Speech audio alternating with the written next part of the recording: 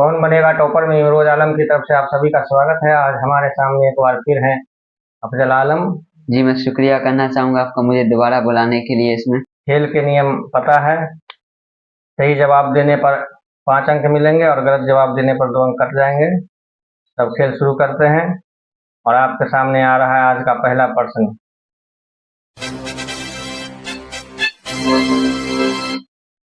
इस वर्ण का उच्चारण कंठ और ओष्ठ के सहयोग से होता है और आपका ऑप्शन है ए ओ, बी फ, सी घ, डी आई। ए ओ। सही जवाब दिया आपने। 5 अंकों के साथ आपने शुरुआत की और अब आ रहा है आपके सामने अगला प्रश्न। निम्नांकित में महाप्राण घोष वर्ण कौन है और आपका ऑप्शन है ए ख, बी छ, सी ठ, डी भ।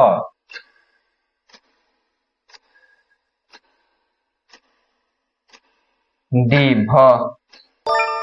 सही जवाब दिया आपने। 5 अंकों के साथ आपका कुल अंक हो गया 10। और अब चलते हैं अगले प्रश्न की तरफ।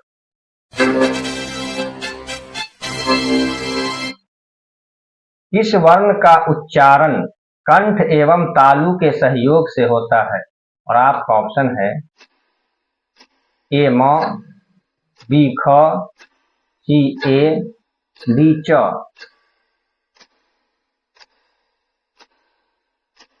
सी ए। सही जवाब दिया आपने। 5 अंकों के साथ आपका कुल अंक हो गया 15। और अब चलते हैं अगले प्रश्न की तरफ। जिस स्वर के उच्चारण में 2 मात्रा लगे उसे किस स्वर के नाम से जाना जाता है और आपका ऑप्शन है ए दीर्घ स्वर, बी अक्षर स्वर, सी व्यंजन, डी ह्रस्व स्वर। ए दीर्घ स्वर। सही जवाब दिया आपने। 5 अंकों के साथ आपका कुल अंक हो गया 20। और अब चलते हैं अगले प्रश्न की तरफ।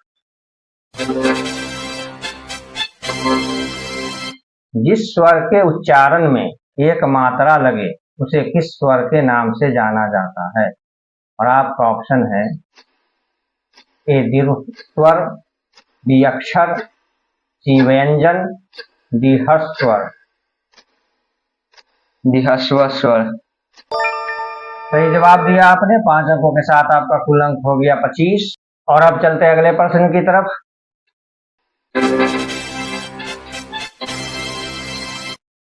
व्यक्ति द्वारा सार्थक उच्चरित वाणी को कहते हैं और आपका ऑप्शन है ए भाषा, बी अक्षर, सी मुहावरा, डी वाक्य।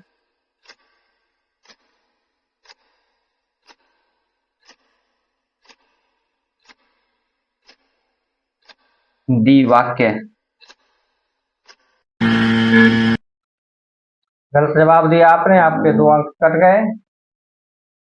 आपका कुल अंक हो गया घट करके 27। और अब सही जवाब था भाषा। और अब चलते हैं अगले प्रश्न की तरफ।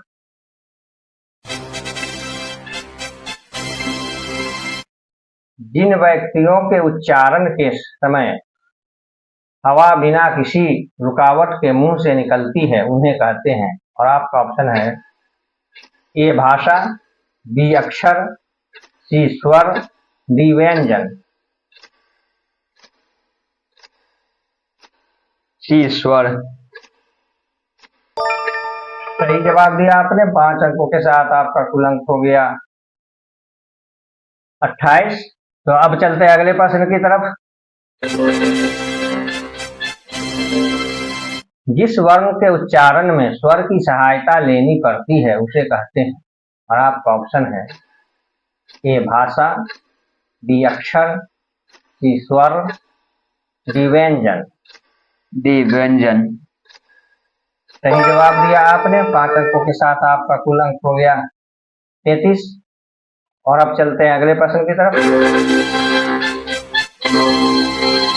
किसी एक ध्वनि या ध्वनि समूह की उच्चरित न्यूनतम इकाई को कहते हैं। और आपका ऑप्शन है ए भाषा, बी अक्षर, सी मुहावरा, डी वाक्य। बी अक्षर। सही जवाब दिया आपने। 5 अंकों के साथ आपका कुल अंक हो गया 38। और अब चलते हैं अगले प्रश्न की तरफ। जिन वर्णों के उच्चारण में जीभ, तालु, दांत तथा ओठ आपस में हल्का स्पर्श करते हैं उसे कहते हैं। और आपका ऑप्शन है ए अंतस्थ व्यंजन, बी अक्षर, सी स्वर, डी संयुक्त व्यंजन।